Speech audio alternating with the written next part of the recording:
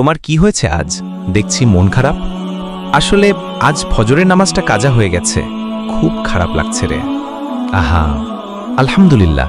খারাপ লাগা মানেই তোমার ঈমান জীবিত আছে। চেষ্টা করলে ঠিক হয়ে যাবে ইনশাআল্লাহ। তুই সবসময় সময় মতো নামাজ পড়িস কিভাবে? আমি এক কাজ করি, ঘুমানোর আগে আল্লাহর কাছে বলি, হে আল্লাহ, আমাকে ফজরের নামাজের জন্য জাগিয়ে দিও। বিশ্বাস কর, একটাও অ্যালার্ম ছাড়াই উঠে যায়। আল্লাহ সত্যিই আমাদের ডাকে সাড়া দেন, তাই না? অবশ্যই। তিনি তো বলেন, তোমরা আমাকে ডাকো, আমি সাড়া দেব।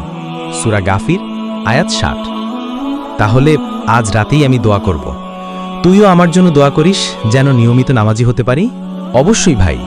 জানিস, জান্নাতে এমন বন্ধুরাই একসাথে থাকবে যারা একে অপরকে আল্লাহর পথে ডাকে। আলহামদুলিল্লাহ, তুই আমার জন্য বড় নিয়ামত রে। আমরাও চেষ্টা করি যেন একদিন জান্নাতে একসাথে হাঁটি ইনশাআল্লাহ।